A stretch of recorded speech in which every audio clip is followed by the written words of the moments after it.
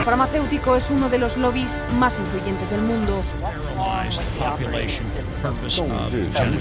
应对挑战，力行力改，破解难题。 Конечно, должны работать кооперативно, должны... Farmacéuticas tienen demasiado poder. Avecina una gran guerra entre la realidad virtual y la realidad aumentada.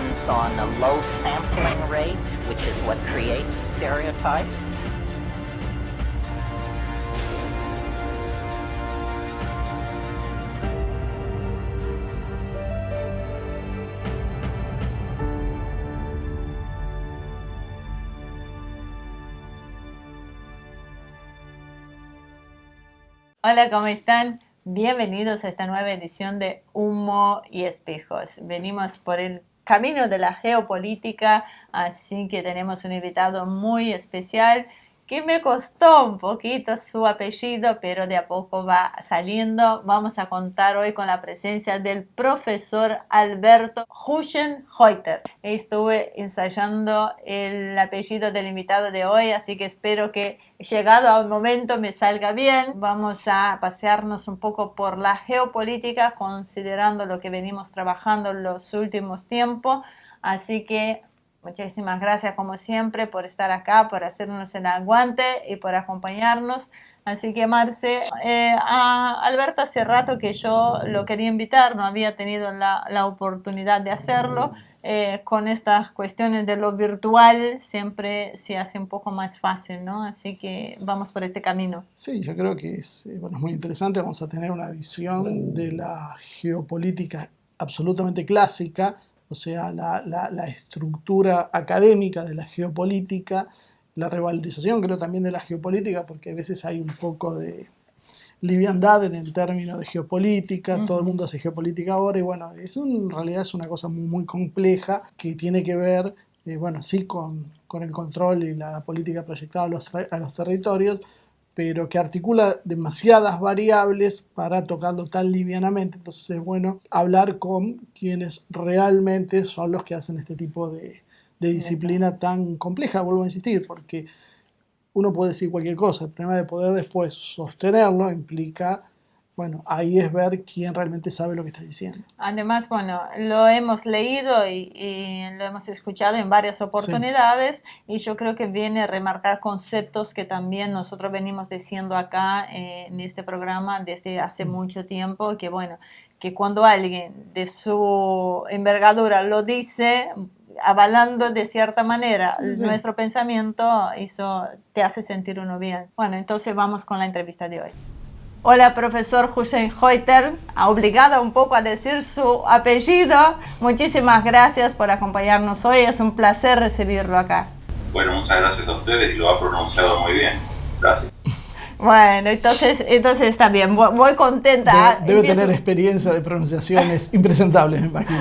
Bueno, vamos a esmerarnos entonces. La verdad que lo estuve escuchando hace rato, que por supuesto que lo conocemos, que lo seguimos. Es la primera vez que hemos podido concretar esta entrevista. Va en colación con lo que venimos haciendo en los últimos tiempos. Así que, hablando siempre de geopolítica, algo un poco olvidado, y usted tiene un concepto muy bueno sobre algunos países que no lo quiero quemar en esta primera pregunta. Así que vamos a arrancar con algo básico, ¿no? La geopolítica clásica comienza por el control de territorios y mares, pero ahora se agregaron nuevos escenarios: el aire, el espacio exterior, los fondos oceánicos abisales y ciberespacios.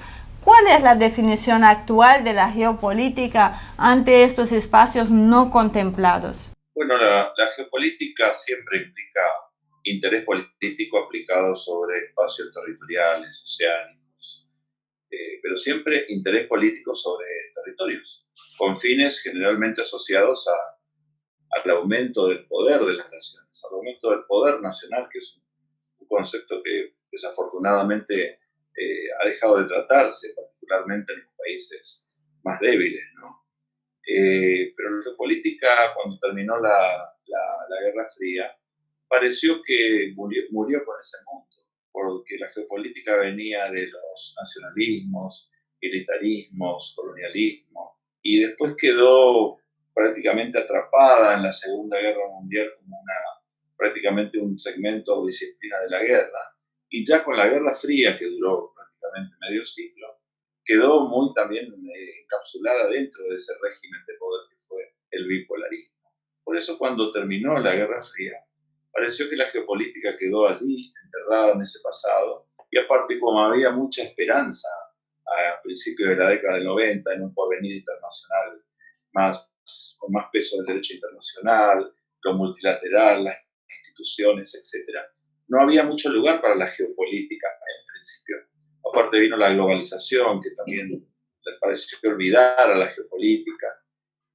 Pero yo creo que la geopolítica nunca se fue. Digo esto porque en los últimos años aparecieron algunos trabajos de autores autorizados que hablaban sobre el retorno de la geopolítica, sobre todo a partir de lo que pasó en Crimea en 2014. Ahí aparecieron autores que hablaron del retorno de la geopolítica, lo cual para mí es un error, porque es como que la geopolítica no estaba y aparece a partir de un acontecimiento territorial, como fue la anexión o reincorporación de Crimea a la Federación Rusa. Para mí la geopolítica nunca se fue. Kissinger decía que la geopolítica no trata de las buenas intenciones de los estados, sino que trata de los intereses de los estados. Estamos hablando de una disciplina de intereses, porque el mundo sigue basándose en los intereses de los estados, de manera que la geopolítica para mí se ha ampliado más como consecuencia del ciberespacio, como consecuencia de mayores actividades de los países preeminentes en el espacio extraterrestre. En fin, tiene nuevas dimensiones, pero siempre implica un espacio, un territorio no mensurable en este caso como es el espacio que ocurre dentro del mundo de la red, pero siempre implica un interés político sobre un espacio territorial. Ahora, si por lo que está diciendo también se deduce que bueno, los escenarios, los actores, las circunstancias, todo va variando en la geopolítica de acuerdo a cada circunstancia.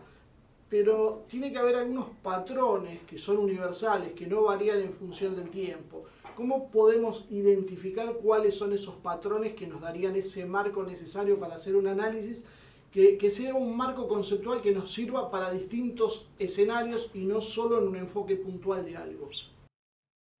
Bueno, para mí el patrón es siempre territorial.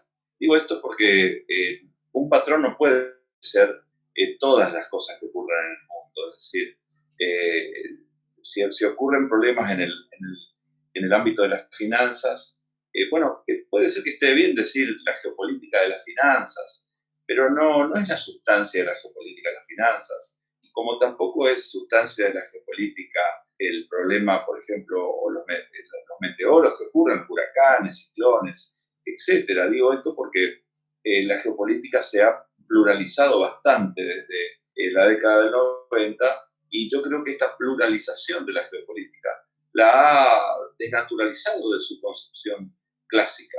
El patrón para mí es y seguirá siendo el territorio y el interés político de los países preeminentes volcados sobre esos territorios. Si hablamos de otra cosa, yo creo que no es desacertado decir, por ejemplo, la geopolítica de los recursos naturales, la geopolítica del clima, no es del todo desacertado, pero creo que hay una desnaturalización. A mí me gusta mantener la geopolítica con su componente clásico, con su patrón clásico, que es aquella que relaciona siempre con un fin que tiende a incrementar el poder de los estados, interés político y territorio. Esto lo vemos, por ejemplo, para dar un ejemplo categórico, la ampliación de la OTAN a partir de fines de la década del 90 implicó un interés político sobre un territorio. Después pueden aparecer otros temas, pero aquí hubo básicamente interés de un determinado actor en relación con un territorio, que fue correr hacia el este la organización atlántica conocida como OTAN.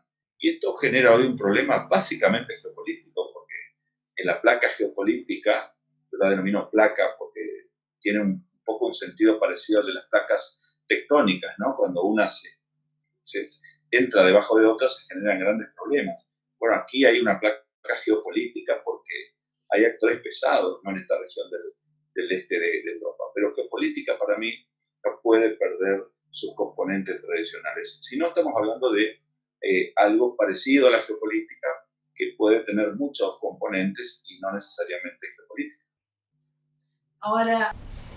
Ahora, hablando de nuevos componentes y la aparición de nuevos actores no territoriales como las grandes corporaciones que juegan un papel central debido a su magnitud similar a las de un Estado mediano. ¿Cuál es su opinión? O sea, ¿cómo ve el enfrentamiento entre un modelo globalista financiero y aquellos que buscan una forma más aislacionista y productiva? Bueno, es también geopolítica, puesto que yo diría que eso es geopolítica por otros medios, ¿no? Y todo proceso de globalización implica un proceso de geopolítica, solo que cambian un poco los actores, cambia un poco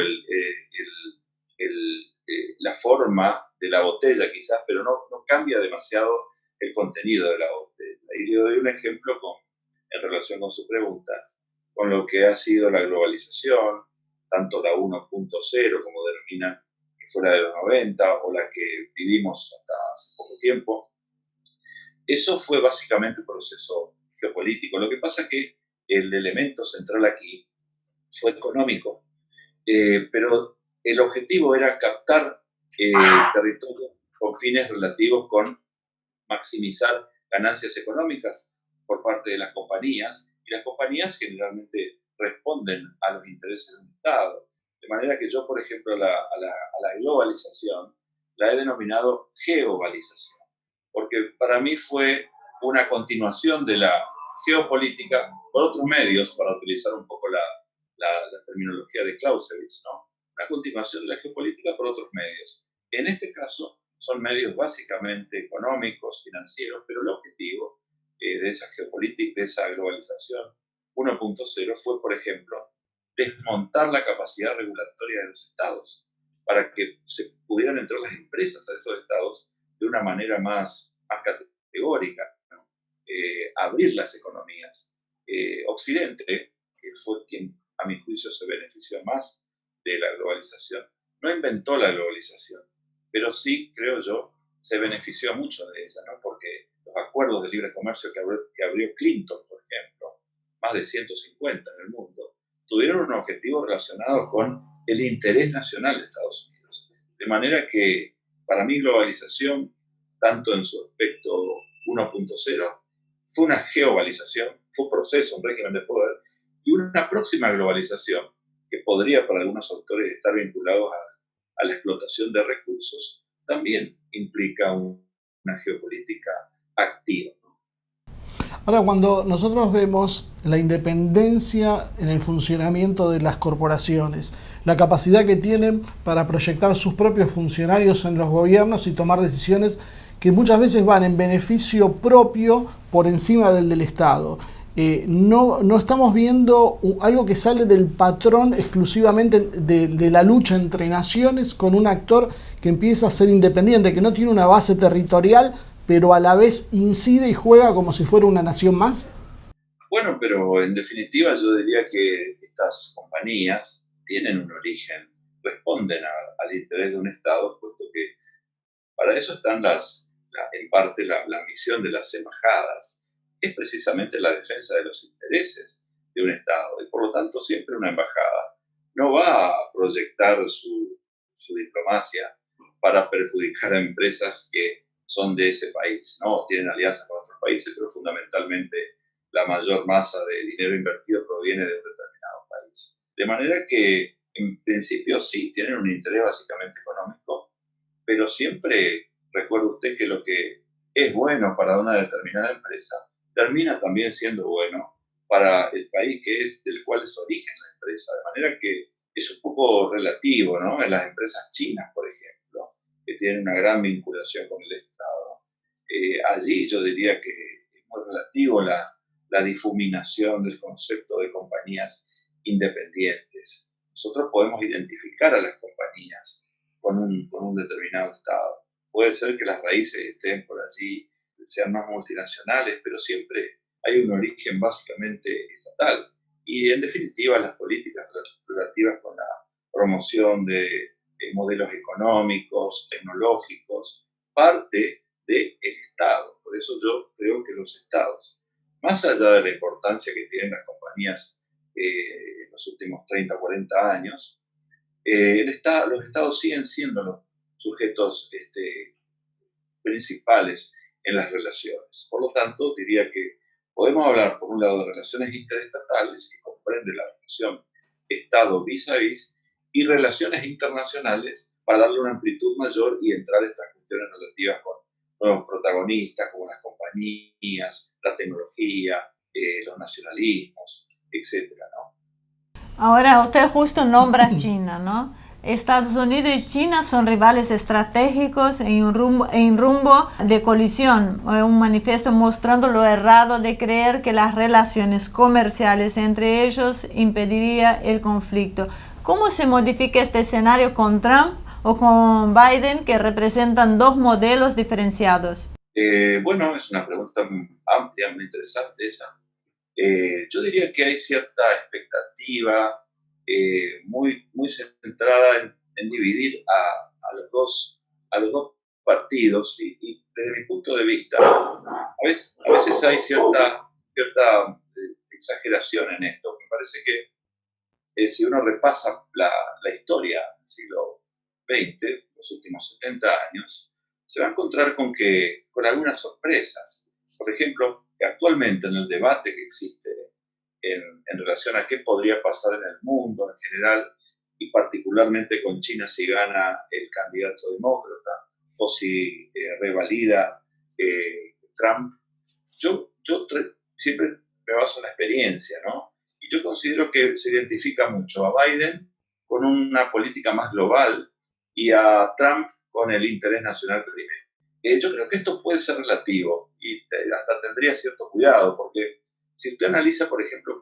cuáles han sido cómo estuvo involucrado el Partido Demócrata en la política internacional siempre, se va a encontrar con sorpresas. Arranco, por ejemplo, por ahí por los extremos, pero para tenerlo siempre presente.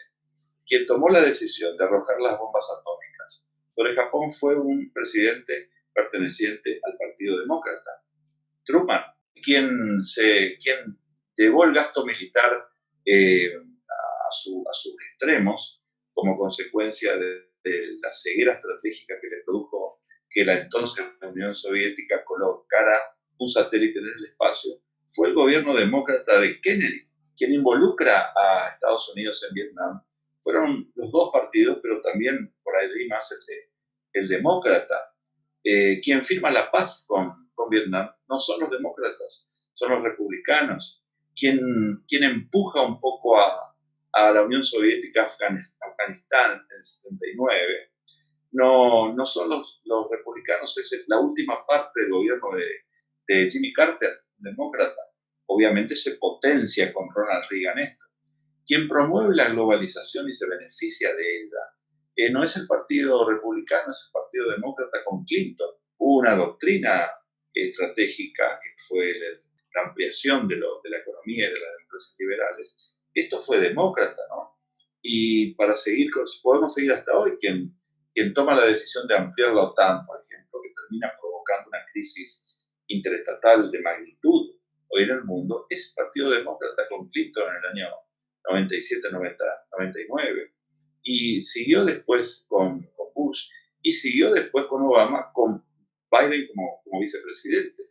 De manera que yo relativizaría esta cuestión que asocia el Partido Demócrata con un nuevo orden esperanzador y un cambio de escala en el mundo. Y a Trump con una política de fuerza, de aislacionismo, si se quiere, y de primacía extrema de los intereses de los Estados Unidos. Los dos, gane quien gane, van a encontrarse con un mundo que después de la pandemia o con la pandemia, porque es difícil pensar que se va a ir el virus pronto, tiene muchos problemas. Yo creo que la pandemia va a acelerar muchos problemas que venían de antes y que los van a tener que administrar. Y tanto uno como otro se van a encontrar ya, sobre todo si Biden tiene una idea de pensar el mundo en base a un nuevo liderazgo estadounidense, con serias limitaciones, porque ya no hay lugar para ninguna hegemonía de Estados Unidos, no hay lugar para nadie habla hoy, ¿no es cierto?, de lo que en los 90 se denominaba el momento unipolar. No es posible esto. De manera que los dos se van a enfrentar con un mundo que van a exigir más reflexiones en relación con lo geopolítico, con lo estratégico, y uno se va a encontrar aquí con que las diferencias no son tan grandes, de manera que yo relativizo esto de Biden igual a un nuevo orden, Trump igual a la primacía. Los dos van a defender los intereses de los Estados Unidos en cada rincón del mundo. Sí, bueno, eso que comenta creo que muestra las dificultades en los análisis que en general uno encuentra en los medios cuando se repite casi como un mantra sobre la agresividad de unos y un supuesto pacifismo de otro, cuando, como usted decía, es exactamente lo contrario de lo que hemos visto. Y de hecho hemos visto mucha menos agresividad en Trump, más allá de lo discursivo, que con Obama. Pero después me gustaría profundizar sobre este tema. Pero antes quería hacerle una pregunta sobre algo que usted ha manifestado, que es sobre el riesgo de que en un enfrentamiento hipotético entre las grandes potencias, Rusia, China, Estados Unidos, se empleen armas nucleares. ¿Usted considera que a partir de la miniaturización y la precisión de las nuevas armas no es necesario emplear armas de suma potencia y devastadoras, y eso produce que haya una tentación al uso de artefactos nucleares en una guerra de escala más limitada y en concepción táctica? En función de esto, ¿se puede pensar en que un enfrentamiento de este tipo va a limitarse exclusivamente a este tipo de uso, o el riesgo de que en algún momento se desboque y se usen armas ya de corte estratégico pueda ocasionar una guerra con una confrontación como la que en algún momento se temió? O sea, ¿estamos con una posibilidad de que a pesar de todo haya una guerra nuclear, o ya estos podríamos casi descartarlo? Bueno, ahí en sus interesantes reflexiones yo diría que hay una parte conocida y hay otra parte desconocida, y hasta le agregaría temible, ¿no es cierto? La parte conocida en relación con la primera parte de lo que usted dice es si es posible en guerras entre potencias. Es una pregunta interesante porque en los últimos tiempos aparecieron de nuevo debates a si no se ha instalado una nueva paz en el mundo, como consecuencia de que en los últimos 70 años no hubo guerras entre grandes potencias. No se volvió a repetir eso que algunos autores denominan conflictos interestatales mayores. Hay autores como, para citar siempre una referencia, Graham Allison habla de no más Normandías, en el sentido de que ya no es posible un mundo con guerras parecidas a la última guerra total, ¿no?, que tuvimos, del 39 al 45. Pero esto se sostiene relativamente, diría, ¿no? Hay algunos trabajos recientes muy interesantes que hablan de una tormenta venidera, por ejemplo, que hablan precisamente de posibles conflictos ya entre potencias mayores, porque como no hubo guerras mayores entre potencias mayores en los últimos 75 años, y automáticamente se creó una situación relativa con que ha disminuido la violencia en el mundo e inclusive hay mayor posibilidad para pensar la paz entre los estados. Yo, de nuevo, relativizaría esta premisa, primero porque hubo conflictos entre potencias mayores en los últimos 35 años. Por ejemplo, entre China y la Unión Soviética en la década de 60, en la zona de frontera, hubo conflictos entre India y Pakistán, potencias no mayores, pero sí medianas y con posibilidades mayores, hoy mayores ya, ¿no? De manera que yo relativizaría esto. Y después no encuentro ninguna razón para pensar que la guerra ha disminuido su posibilidad, porque el escenario internacional sigue manteniendo la característica que lleva a que los estados piensen primero en sus propias capacidades. Me refiero a que no hay ninguna entidad ejecutiva que esté por encima de los estados. La anarquía sigue siendo el lugar común de las relaciones entre los estados. Y al haber anarquía, esto es, no hay un gobierno central, las relaciones entre los estados son descentralizadas, siempre se prioriza la autoayuda, las capacidades, y algo que siempre está presente, la incertidumbre de las intenciones. Nunca un Estado sabe qué piensa realmente el otro. Estados Unidos no sabe qué piensa realmente China. China no sabe qué piensa en relación con China, Estados Unidos. Rusia no sabe hasta dónde quiere ir Estados Unidos. O sea, esta es el principio de la incertidumbre de las intenciones. Pero como en los últimos años, o 15 o 20 años, hubo cierta idea proveniente del mundo de la psicología en relación a que disminuyó la violencia entre la gente, esto dio más fuerza a que es difícil que se llegue a una guerra entre estados, entre estados preeminentes. Yo relativizaría esto, porque si ustedes, por ejemplo, miran el mapa, hay 3 placas geopolíticas donde no hay guerra, pero sí hay casi un estado de hostilidad que implica lo que algunos autores denominaban no guerra. O sea, hay paz, hay guerra, pero también hay un estado de no guerra, que no implica una guerra abierta, pero sí una situación peligrosa, porque hay hostilidades, hay incertidumbre, hay acumulación militar, etc. El gasto militar, por ejemplo, ha crecido en 2019, de acuerdo a las cifras que siempre nos ofrece el CIPRI, de Estocolmo. De manera que decir que no va a haber guerras entre estados me parece que forma parte de la pretensión, de los deseos. Y yo creo que en política internacional los deseos pueden ser loables, pero debemos basarnos en la experiencia. Y la experiencia nos dice que a veces las situaciones de tensión o de hostilidad nos llevan prácticamente a un estado de confrontación. En las 3 placas principales geopolíticas del mundo hay hostilidad. En la placa de Europa del Este, me refiero a Occidente y Rusia, en la placa de Medio Oriente y el Golfo Pérsico, y en la placa del Pacífico o del Mar de la China Meridional. En todas, y este es un dato muy preocupante para el mundo actual y el que se viene, en todas están involucradas las grandes potencias entre sí. O sea, quienes deberían estar pensando en la posibilidad de un orden entre estados, o cómo hacer para ir hacia un acuerdo internacional que establezca algunas mínimas pautas de convivencia entre los estados, están en situación de rivalidad entre sí. Está en rivalidad Occidente con Rusia, está en rivalidad China con Estados Unidos, y estamos hablando de actores sobre los que debería recaer la configuración interestatal. Recientemente China e India tuvieron unas querellas militares en la zona del Himalaya, de manera que hay como una hostilidad, con otro agregado más, y ahí voy a la segunda parte de su reflexión, que forma parte ya de lo incierto y de lo temible, que aquí tenemos todos protagonistas con armas nucleares. Estados Unidos, Rusia, Israel, China, India, Pakistán, o sea, aquellos que forman parte del club nuclear, lícitos, pero aquellos que no forman parte del club nuclear y han alcanzado la arma atómica, ¿no? Como Corea del Norte, India, Pakistán, Israel, y dejaría puntos suspensivos.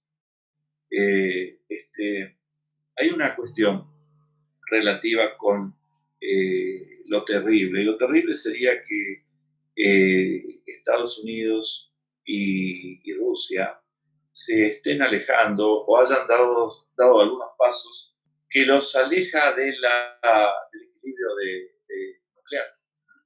Porque fíjense que los 2 países, pero sobre todo Estados Unidos, han abandonado tratados importantes para el régimen nuclear como centros de regulación de las armas nucleares. Estados Unidos se ha ido del ABM ya hace 20 años, un tratado sobre misiles antibalísticos, y recientemente, el año pasado, se ha ido del Tratado de Armas de Alcance Intermedio, un acuerdo que habían firmado Gorbachev y Reagan a fines de la década del 80, y que era importante, puesto que se eliminaba una categoría de armas de alcance intermedio, que son aquellas que van de 500 a 5.500 kilómetros.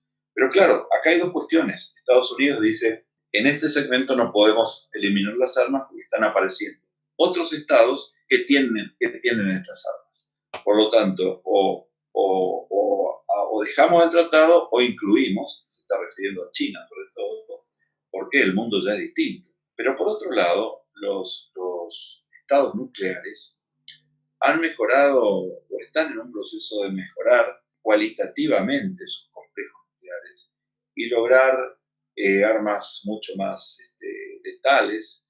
Usted habló muy bien de miniaturización, cuesta decir esta palabra, pero es importante porque puede existir cierta idea de que recurriendo al arma nuclear no se produce el fin de los dos. Por ejemplo, si Estados Unidos atacara a Rusia, posiblemente el ataque y Rusia no pueda responder. Durante la Guerra Fría el equilibrio nuclear implicaba que yo no te ataco porque si te ataco me suicido. La respuesta del otro prácticamente implica mi desaparición. Bueno, yo no sé hasta qué punto se mantiene vigente hoy el equilibrio nuclear como consecuencia de estos pasos que han dado las potencias de retirarse. Imagínense que solamente queda un marco de regulación de armas nucleares, que es el New START o START 3, que vence ahora en enero de 2021. Es el último marco de regulación que queda en materia de armas estratégicas entre la Federación Rusa y los Estados Unidos. Si cae finalmente este tratado, el mundo queda sin tratados de regulación. Y esto lleva a pensar si aquí cada uno no se va a sentir habilitado de hacer lecturas relacionadas con aumentar mi poder para tener siempre una posibilidad de responder a un eventual ataque.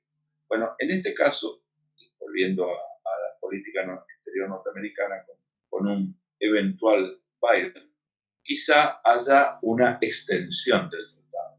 Posiblemente con Trump también, porque estamos hablando de temas muy sensibles. Pero no podemos decir con exactitud si nos mantenemos aún dentro del equilibrio nuclear, porque los dos países, yo diría todos los países, han mejorado las tecnologías nucleares y han logrado bombas más reducidas, que hasta llevan a pensar que se puede limitar una guerra.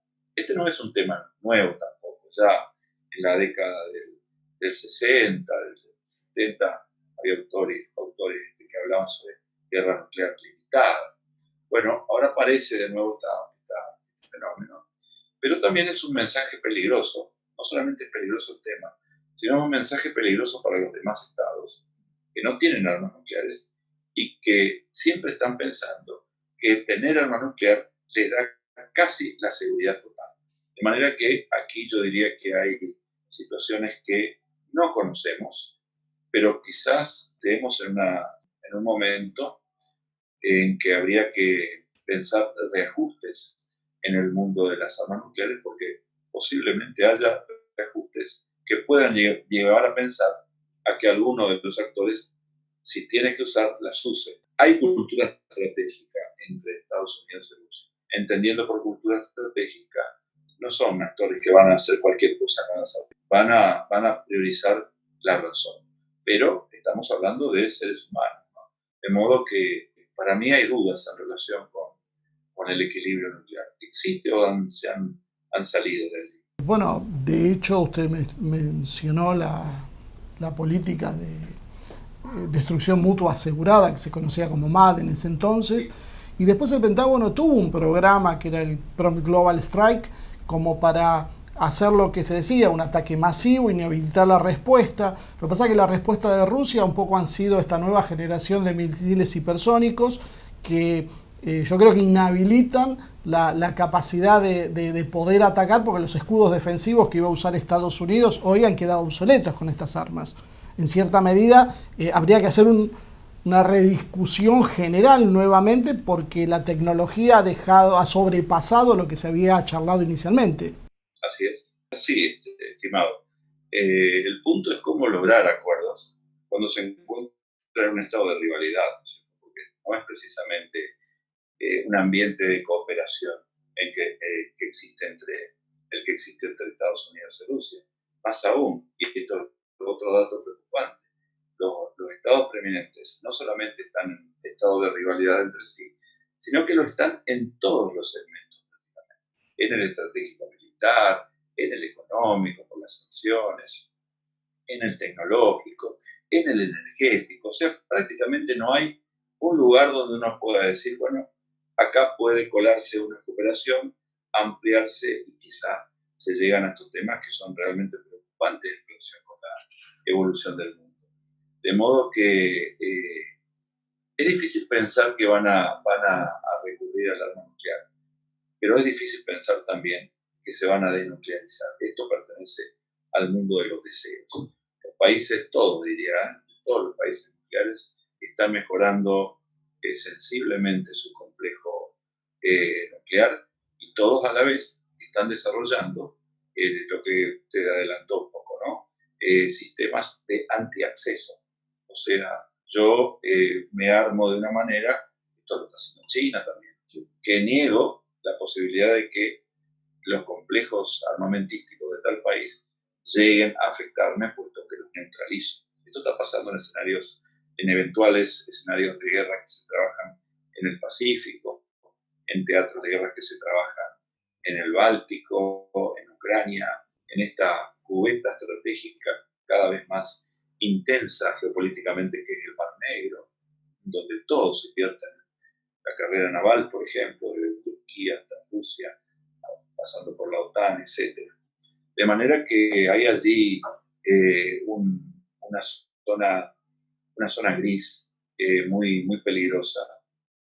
Pero es peligrosa porque todos los estados están haciendo lecturas que no se basan en el aumento de la cooperación, al menos si no en un estado de continuación de la hostilidad, pero no más.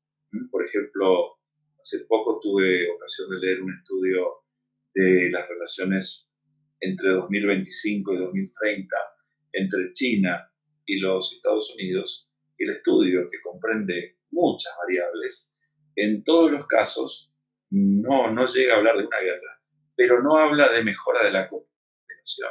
O sea que los dos países, China y Estados Unidos, van a seguir en un estado de rivalidad, de nueva rivalidad, y no hay una nueva guerra fría, hay una nueva rivalidad.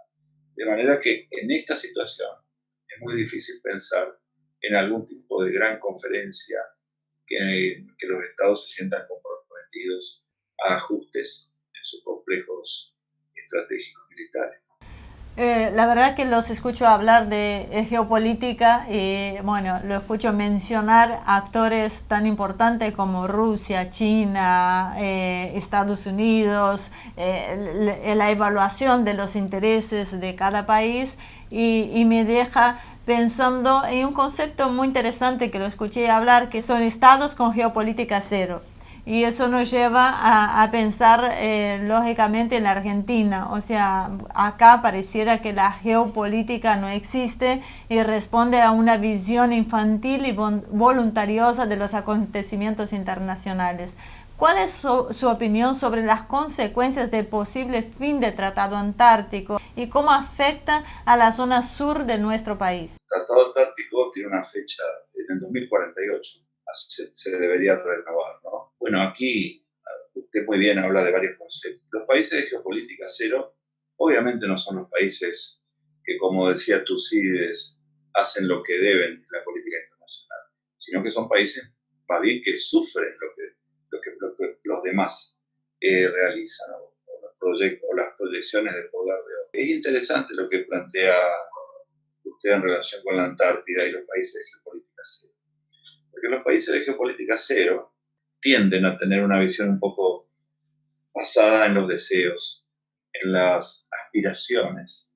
Y yo creo que esto está bien pensarlo, está bien hablarlo, pero no podemos pensar políticas sobre la base de lo que no va a pasar. Maquiavelo decía que él no hablaba de reinos que no había conocido. Lo que quería decir Maquiavelo con esto era que él no hablaba de lo que, solo hablaba de la experiencia.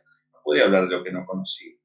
Y los países de geopolítica cero a veces tienden a pensar en lo que no conocen, lo que no saben. Entonces, y tienden a darle un sesgo siempre esperanzador a eso. Está bien, es loable, pero las relaciones internacionales son relaciones de poder, no son relaciones basadas en lo que nosotros queremos, no son relaciones basadas en el derecho primero. Hay importantes marcos jurídicos el mundo. Pero ante todo son relaciones de poder. Esto es lo que no hay que perder, no hay que perder esta perspectiva. Y los países de geopolítica cero a veces la pierden y piensan que siempre existe el sol para ellos. Pero ese sol no depende de ellos, sino que depende de otros actores. Y un país nunca puede depositar sus esperanzas en otros actores. Tiene que depositar sus esperanzas en sus propias capacidades.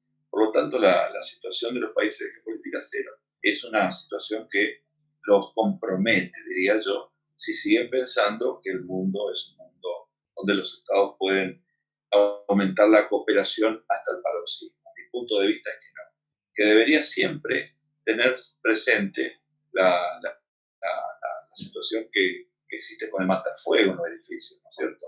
El matafuego está en los edificios. Ojalá no lo tengamos que usar nunca, pero siempre tiene que estar cargado y tiene que estar disponible, porque si un día lo necesitamos, porque hay fuego, y vamos y tomamos el matafuego, lo abrimos y no sale nada, vamos a estar en una situación muy peligrosa, ¿no es cierto? Muy peligrosa. Vamos a tener que tirar el matafuego y salir corriendo. De manera, lo que quiero decir con esto es que tenemos que pensar en nuestras capacidades. Y en relación con está muy relacionado con esto, el Tratado Antártico es pertinente lo que usted dice, porque los países de geopolítica cero a veces tienden a pensar que los tratados son perpetuos, son para siempre. Y puede ocurrir que no. O sea, ojo con pensar que en el mundo los globales comunes son globales comunes. Hay situaciones, territorios que pueden ser vistos como territorios de la humanidad, pero finalmente quienes van a pesar en esos territorios son aquellos que tengan la tecnología, las capacidades, y hasta pueden llegar a proponer revisar los tratados, ¿no? Por ejemplo, en este momento, en los últimos años, 2018, 2019 y actualmente, hay una cierta idea de Occidente de que otros países, yo creo que se refieren a Rusia, tienen una idea relativa con promover cambios en el Tratado Antártico antes de 2048.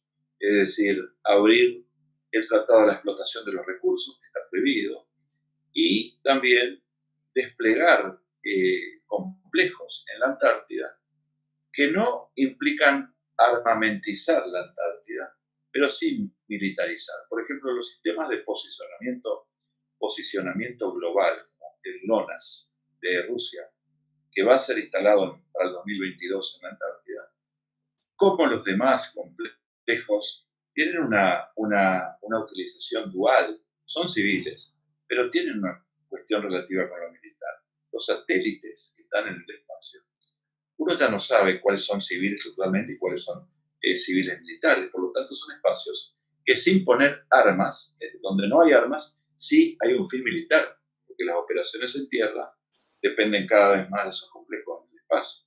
O sea, el espacio no está armamentizado, pero sí está militarizado. Lo mismo puede pasar en estos espacios.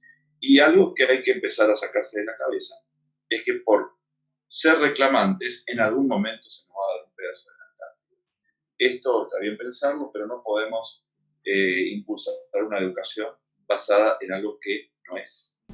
Bien, quiero hacerle una pregunta ahora que en general no es muy tratado en lo que tiene que ver la geopolítica, pero creo que va a tener un impacto en la geopolítica de las naciones porque estamos viendo que se está produciendo un cambio acelerado en los sistemas de producción, a un nivel que por ahí es incomparable, porque muchas veces nos dicen, bueno, esto pasó con la revolución industrial, sin embargo, se han generado nuevos trabajos que nadie imaginaba en su momento, pero hoy la realidad lo que muestra es que es muy masiva la destrucción de empleos, que las nuevas tecnologías, la inteligencia artificial específicamente, está dándole un poder de autonomía que antes era impensable, donde antes siempre uno necesitaba mano de obra humana, y ahora empiezan los sistemas a ser totalmente autónomos, lo cual nos empieza a generar un excedente poblacional y que obviamente esto va a tener un enorme impacto geopolítico. ¿Cómo nos deberíamos ir preparándonos para esta situación? Bueno, hay toda una trama de conjeturas en relación con la inteligencia artificial, que yo diría que la posibilidad de eso que denominan una vida 3.0, es una inteligencia que que se suelte de los humanos y piense per se, puede ser, pero está, me parece, lejos de ocurrir. Pero es una posibilidad. Mucha gente apuesta particularmente, no todos, pero hay capillas de científicos que consideran que esto va a ser un beneficio para la humanidad. Nicolás Negroponte, por ejemplo, considera que la tecnología de quinta o sexta generación va a mejorar las relaciones entre los estados. Hay conjeturas que dicen que no, que podría darse una situación en la que escape totalmente el control de los estados y los estados terminen cumpliendo órdenes de las máquinas. Pero esto un poco ya de la ciencia ficción, pero es importante tenerlo presente. Lo que yo creo es que hay una nueva forma de división internacional del trabajo donde nuevos estados afirman su primacía como estados preeminentes que no son nuevos, son los que conocemos, que invierten en este tema, ¿no? Estados Unidos, China, Rusia en menor nivel porque Rusia está muy detrás de Estados Unidos y China, pero muy detrás. Y es una asignatura pendiente este segmento. Pero China, India, Estados Unidos y algunos países de Europa están desarrollando actividades cada vez más postindustriales. Japón, olvido de Japón. Japón está tan avanzado en este tema que hasta se habla de una sociedad 5.0, ¿no? Una nueva era postindustrial, donde prácticamente, absolutamente todos los japoneses van a manejarse en un nivel de tecnología muy adelantada.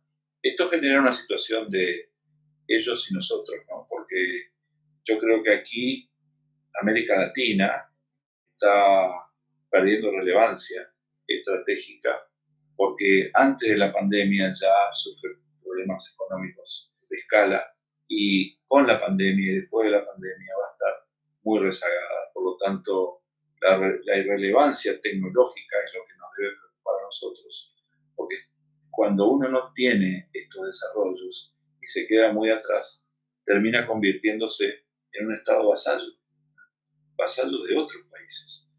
Por lo tanto, me parece que más allá de la conjetura y cómo puede ser el mundo, esta nueva forma de nueva postindustrialización, yo diría que es muy preocupante en relación con nuevas formas de ejercicio de poder, ¿no?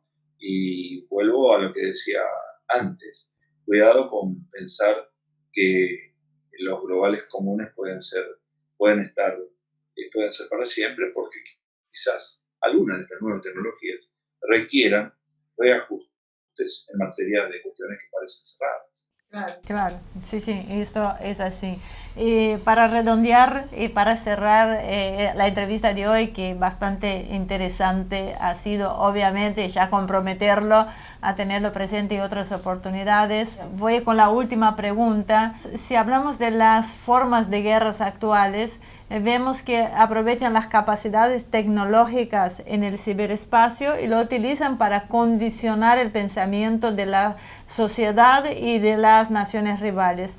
¿Cómo entiende estos fenómenos de concentración de medios y de redes sociales gigantes y cómo los valores en función de la capacidad militar desuniendo y minando las sociedades? Bueno, creo yo que lo que usted plantea entraría dentro de lo que algunos especialistas denominan nuevas guerras híbridas, zonas grises o guerras grises.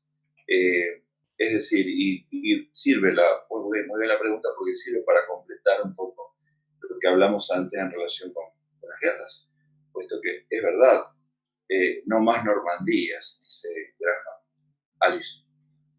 Claro, no va a haber, es impensable una guerra como antes. De todas maneras, nunca una decisión se logra si no se ocupa el territorio de otro rival. Esto es una ley prácticamente que no sé si por ahora va a cambiar, porque un apagón estratégico a través de medios ciber, bueno, puede ocasionar serios problemas, pero también los países están trabajando para recuperarse de eventuales intromisiones en los sistemas electrónicos, ¿no?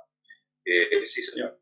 Sí, yo creo que la pregunta más apunta a la guerra psicológica, a romper, quebrar las sociedades por dentro, quitarles la voluntad de resistir, de combatir, de cohesionarse, de progresar, para después poder hacer un ataque convencional. O sea, esto no es nuevo en la historia, esto se hizo siempre, pero bueno, ahora se cuenta con otros métodos. Sí, bueno, es posible que sea así, ¿no? El desaliento, una especie de nueva forma de guerra revolucionaria, si usted quiere, ¿no? Pero en realidad yo creo que está antes de esto, esta nueva forma de guerra que en principio maneja los resultados, maneja determinadas situaciones sociales para llevar a determinados cambios de regímenes políticos. A esto me refiero. Es lo que por lo menos hasta hoy se ve, ¿no?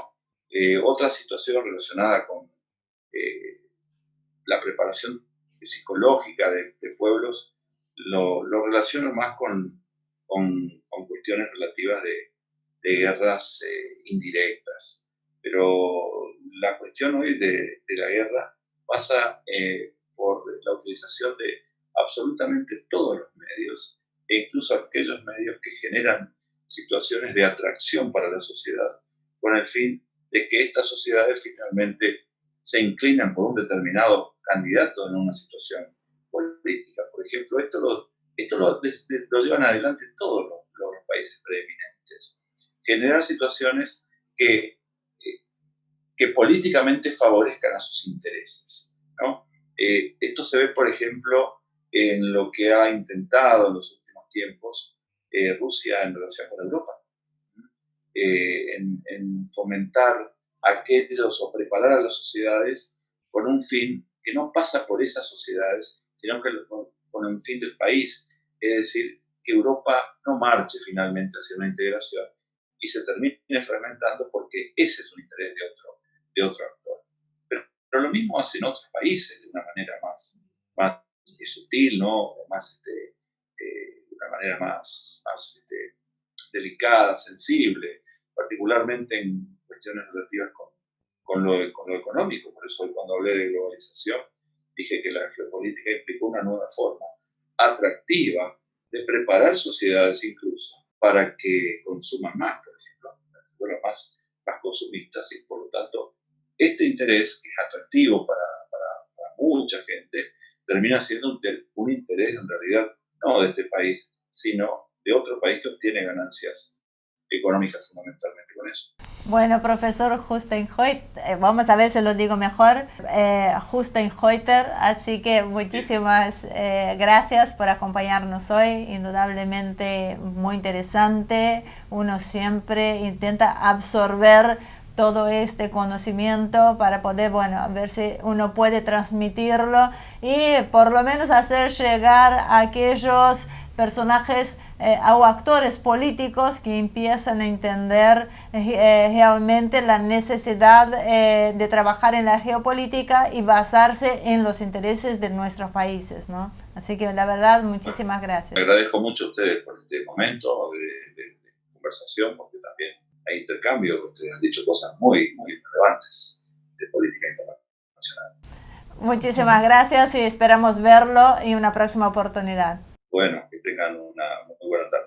Bueno, después de escuchar tanto al profesor Husteinhutter, va saliendo. Espero que vaya saliendo mejor el apellido. Muy interesante, de verdad, la entrevista, la verdad que valió la pena intentar encontrarlo, digamos. Sí, creo que va a ser muy útil para todos los que están escuchando esto.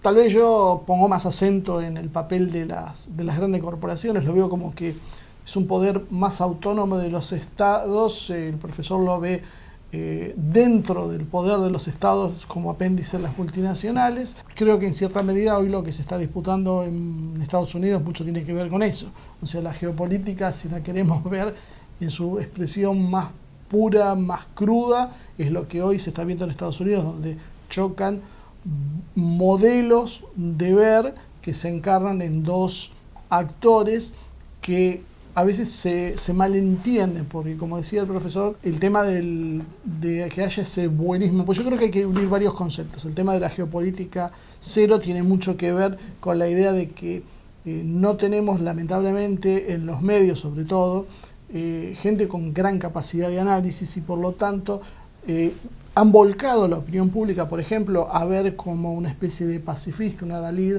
a Biden y al Partido Demócrata contra un líder autoritario que es Trump, cuando en realidad, por ahí cuando uno empieza a hilar finito, es exactamente lo opuesto. Claro. Y es más, ni siquiera es que sea lo opuesto por Trump, que aparte es un republicano sui generis, sino básicamente porque lo que estamos viendo nosotros acá, lo que tiene que ver con Trump puntualmente, que excede a la figura de Trump, sino al tema de los republicanos. Muchos han especulado en su momento sobre esto, cuáles eran las razones, pero el partido realmente intervencionista, el que ha llevado más guerras y en forma más cruel, ha sido largamente el demócrata. Algunos dicen que es una forma de justificar que el discurso es más blando, entonces necesitan después mostrar más dureza, cuando los republicanos que tienen el discurso duro no necesitan demostrar nada, entonces actúan de otra manera. Pero bueno, yo invitaría a quienes hacen los análisis a repensar lo que están diciendo solo en base a los hechos históricos, porque esto ya no es materia opinable, sino simplemente heuchos contestables. Aparte, como decía el profesor Hustenheuter, que va a salir... Hustenheuter. Bien. Ahí salió. Como decía él, ser un país, un estado de geopolítica cero, es ser muy naif en los tiempos que corren. Ya lo decía Putin, tampoco pretendo que nosotros seamos como dice Putin. Si uno pide algo, por favor, de buenas maneras, el resultado es uno. Si uno pide algo, por favor, de buenas maneras, con un cuchillo entre los dientes o con un arma nuclear detrás, es de otro. Yo no pretendo que tengamos armas nucleares, pero pretendo que nuestros países de nuestra región no sean estados de geopolítica cero, que tenga un pensamiento un poquito más allá como para evaluar lo que está sucediendo en el mundo. Sí, yo creo que lo que estamos viendo nosotros es que en realidad nosotros no tenemos proyecto de país, no tenemos idea de dónde vamos, no tenemos idea de dónde venimos, por eso es muy difícil que podamos poder proyectar una geopolítica, porque para eso deberíamos saber quiénes somos, qué queremos y hacia dónde vamos. Si no tenemos esto, ¿cómo proyectamos una geopolítica?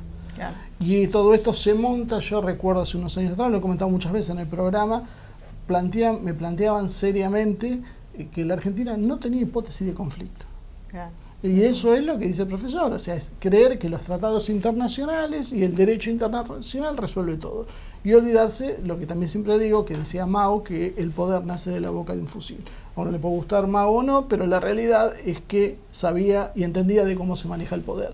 Entonces, creer que porque nosotros somos buenos, tenemos un tratado firmado, como el Tratado Antártico, pero sí, lo que sí vemos es que las grandes potencias se están posicionando porque ellos tienen su modelo político, tienen su modelo geopolítico, saben qué quieren, qué buscan, cuáles son sus intereses nacionales, y nosotros no tenemos ni la más pálida idea. Nosotros planteamos que hoy nuestra prioridad es el aborto y luchar contra el machismo en la sociedad, cuando en realidad uno es algo que diría virtualmente inexistente, y el tema del aborto en realidad, cuando lo miramos desde el punto de vista geopolítico, es exactamente lo opuesto. O sea, lo que estamos haciendo es quitándonos fuerzas hacia el futuro, quitando población joven, y acá no dije nada ni religioso, ni siquiera de tema de valores, simplemente desde el punto de vista geopolítico. Hay una entrevista que les invito a ver del coronel Pisolino que habla de este tema, que lo describe muy bien, cómo geopolíticamente nos estamos suicidando imponiendo una ley de aborto cuando tenemos un país escasamente poblado. Pero bueno, esto indudablemente no se entiende porque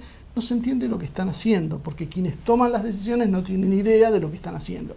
Lamentablemente, y yo sé que suena presuntuoso que nosotros de acá digamos que todo el aparato estatal no tiene idea, pero lamentablemente es cierto, porque nunca se ha tomado conciencia de la necesidad de generar una geopolítica propia, porque vivimos variando el modelo que nosotros queremos tener como país. No sé si tenemos un modelo, por empezar. No sé si no tienen idea o no quieren tenerla. Esto es otro punto, pero que ya vamos a discutir. Creo que la mayoría no tiene idea. Creo que, en serio, sinceramente creo que la mayoría no tiene idea. Creo que hay unos que por ahí tienen idea. Y bueno, también, inmolarse a cambio de qué. Los que por ahí tienen más idea no están en el poder. Es más complicado, don Inodoro. Esto es para los que nos ven que no es de la Argentina, es una historieta de Mendieta, no sé qué. Nodoro Pereira. Nodoro Pereira. Que sabe Dios cómo la reconociste, que la debes haber visto alguna cosa, pero igual tiene esa particularidad de que se le graban frases y las tira así en algún momento. Toda la vida hizo eso. Así somos. No vio una sola vez en la vida y le sale. Así somos. Así que nos vemos en la próxima edición. Sí. En cuanto a ustedes, muchísimas gracias como siempre por acompañarnos. Sepa perdonar mis errores y algunas veces gramaticales, pero bueno, la intención es buena y ya está. Los quiero ver a los demás hablando en portugués, ¿no? Exactamente, y hablando bien. Así que, como siempre, los invitamos a colaborar con nosotros en Patreon o adquiriendo algunos de los libros de Marcelo. Todos los detalles están en la descripción del video. Recuerden dar like, suscribirse a nuestro canal, apretar la campanita para recordar los nuevos programas y a invitar a sus amigos a que hagan lo mismo. Muchísimas gracias y nos vemos en la próxima edición de Humo y Espejos.